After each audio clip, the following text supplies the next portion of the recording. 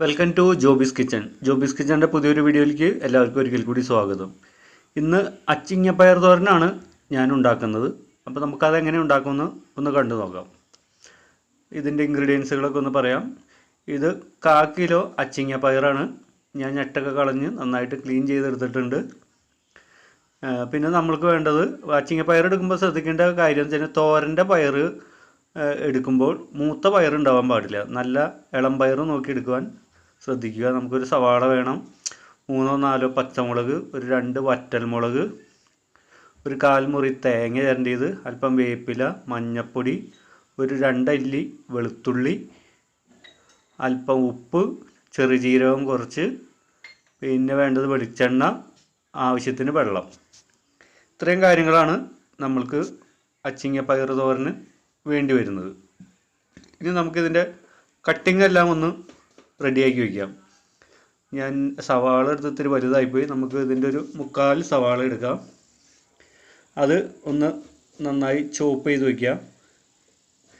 ഈ സവാളയ്ക്ക് പകരം ചെറുള്ളി എടുത്താലും കുഴപ്പമില്ല. ചെറുള്ളി ആയിരിക്കും കുറച്ചും കൂടി നല്ലത്. ഞാനിപ്പോൾ സവാളയാണ് എടുത്തിരിക്കുന്നത്.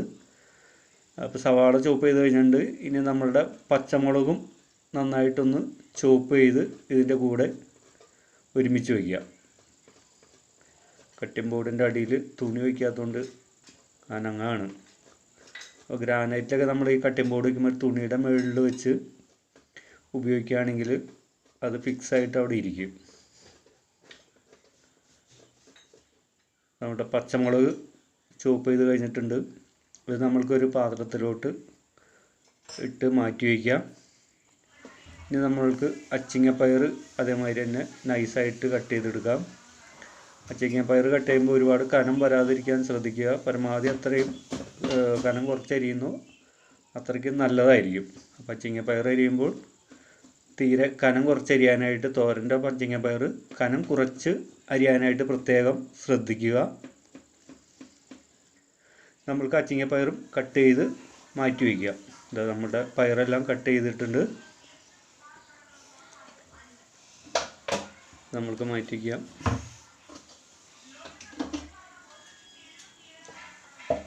ഇനി നമ്മൾക്ക് നമ്മളുടെ തേങ്ങേനെ ഒന്ന് ഒതുക്കി വയ്ക്കാം. അതിനുവേണ്ടി ഒരു ജാർ എടുക്കുക. അതിനകത്തേക്ക് ചെറുജീരകം എടുത്ത് വെച്ച് കണ്ടിടുക. 2 അല്ലി വെളുത്തുള്ളി കൂട്ടത്തിലേക്ക് ഇടാം. പിന്നെ നമ്മൾ ചിരണ്ടി വെച്ചിരിക്കുന്ന തേങ്ങ ഇതെല്ലാം മിക്സിയിലിട്ടൊന്ന് ക്രഷ് ചെയ്തെടുത്താൽ മതി. ഒന്ന് ചതച്ചാൽ മതി, ഒരുപാട് അരയരുത്. ജസ്റ്റ് ഒന്ന് കറക്കിയെടുക്കുക. നമ്മളുടെ തേങ്ങ ഒതുക്കിയെടുത്തിട്ടുണ്ട്. ഇത് നമുക്കൊരു പാത്രത്തിലേക്ക് മാറ്റി വയ്ക്കാം. ഇപ്പം നമ്മൾ ചട്ടി വെച്ച് വെളിച്ചെണ്ണ നന്നായിട്ട് തിളച്ചിട്ടുണ്ട്. കുറച്ച് കടുക് നമ്മൾക്ക് ആദ്യം പൊട്ടിക്കാനിടാം. കടുക് നന്നായി പൊട്ടി വന്നതിന് ശേഷം നമ്മുടെ വറ്റൽമുളക് എടുത്ത് വെച്ചത് 2 മുറിച്ച് അത് ആദ്യം ഇട്ട് കൊടുക്കാം. ഇപ്പോൾ കടുകെല്ലാം പൊട്ടി തീർന്നിട്ടുണ്ട്. വറ്റൽമുളക് ഇട്ട് കൊടുക്കാം. അതൊന്ന് ഇളക്കി കൊടുക്കാം. എടുത്തു വച്ചിരിക്കുന്ന വേപ്പില ഈ സമയത്ത് ഇടണ്ട. നമുക്ക് സവാളയും പച്ചമുളകും ഇട്ടിട്ട് വേപ്പില ഇട്ടാൽ മതി. ഈ വേപ്പില നേരെ ഓയിലേക്ക് ഇടുമ്പോൾ പൊട്ടി തെറിക്കാനുള്ള സാധ്യതയുണ്ട്. ഇനി നമുക്ക് ഒന്ന് ഇളക്കിയിട്ട് വേപ്പിലയും കൂടി ഇതിൻ്റെ കൂടെ ഇട്ട് കൊടുക്കുക. നന്നായി ഒന്ന് ഇളക്കുക. നമ്മൾക്കത് ഒന്ന് വാടി വരാനായിട്ട് വെയിറ്റ് ചെയ്യാം. നമുക്ക് പെട്ടെന്ന് വാടാനായിട്ട് ആവശ്യത്തിനുള്ള ഉപ്പ് ഈ സമയത്ത് ഇട്ട് കൊടുക്കാം.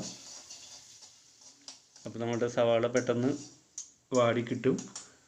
അപ്പോൾ നമ്മുടെ സവാള അത്യാവശ്യം വാടി വന്നിട്ടുണ്ട്. ഇതിനകത്തേക്ക് നമ്മൾക്കൊരു 1/4 സ്പൂണ് മഞ്ഞൾപ്പൊടി ഇട്ട് കൊടുക്കാം. അതൊന്ന് നന്നായിട്ട് ഇളക്കി എണ്ണ തെളിഞ്ഞ് വരുമ്പോൾ നമ്മളുടെ അച്ചിങ്ങപ്പയർ അരിഞ്ഞത് അതിനകത്തേക്ക് ഇട്ട് നന്നായി ഒന്ന് ഇളക്കി കൊടുക്കുക.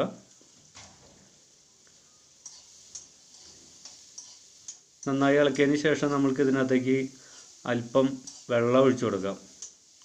വെള്ളം ഒരുപാടാവാതിരിക്കാൻ പ്രത്യേകം ശ്രദ്ധിക്കുക. നമ്മൾ പയറിൻ്റെ ചട്ടിയിലെ അളവ്, അതായത് ചട്ടിയിലിട്ടേക്കുന്ന പയറിൻ്റെ ഒരു പകുതി വരാവുന്ന രീതിയിൽ വെള്ളം ഒഴിക്കാവൂ. ഒരുപാട് വെള്ളം ഒഴിക്കാതിരിക്കാനായിട്ട് പ്രത്യേകം ശ്രദ്ധിക്കുക. കുറച്ച് വെള്ളം ഒഴിച്ചാൽ മതി. ഇത് ഒന്ന് തിള വന്നതിന് ശേഷം, അതായത് നന്നായിട്ട് ഈ ഒഴിച്ച വെള്ളം തിളച്ചതിന് ശേഷം നമ്മൾക്ക് തീ പകുതി ഫ്ലെയിമിലേക്ക് ഇട്ടിട്ട് ഇതിൻ്റെ ആവി പോവാതിരിക്കാൻ വേണ്ടി ഒരു പാത്രം വെച്ച് മൂടി വയ്ക്കാം.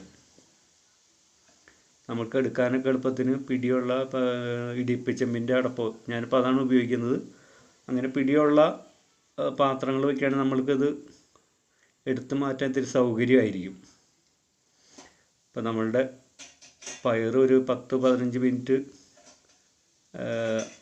വെന്തിട്ടുണ്ട്. ഇടയ്ക്കൊന്ന് ഇളക്കി കൊടുക്കേണ്ടത് നല്ലതായിരിക്കും.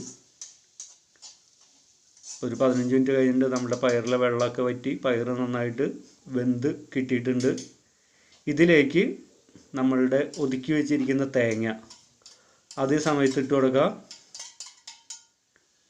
അതിട്ട് കൊടുത്തിട്ട് നന്നായി ഒന്നുകൂടി ഒന്ന് ഇളക്കി കൊടുക്കാം.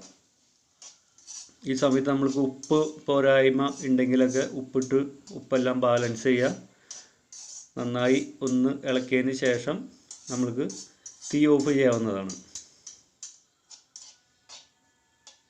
തേങ്ങ ഇട്ടിട്ട് ഒരുപാട് നേരം പിന്നെ നമ്മൾക്കിത് ചൂടാക്കേണ്ട ആവശ്യമില്ല. ഒന്ന് ഇളക്കി തീ ഓഫ് ചെയ്ത് നമ്മൾക്ക് വേറെ പാത്രത്തിലേക്കോ മറ്റോ മാറ്റി കൊടുക്കാവുന്നതാണ്. അപ്പോൾ വീഡിയോ കണ്ട എല്ലാവർക്കും നന്ദി. നിങ്ങളിതുവരെ എൻ്റെ ചാനൽ സബ്സ്ക്രൈബ് ചെയ്തില്ലെങ്കിൽ സബ്സ്ക്രൈബ് ചെയ്യുക. അതോടൊപ്പം അതിൻ്റെ ബെല്ലൈക്കൺ കൂടി എനേബിൾ ആക്കുക. നന്ദി.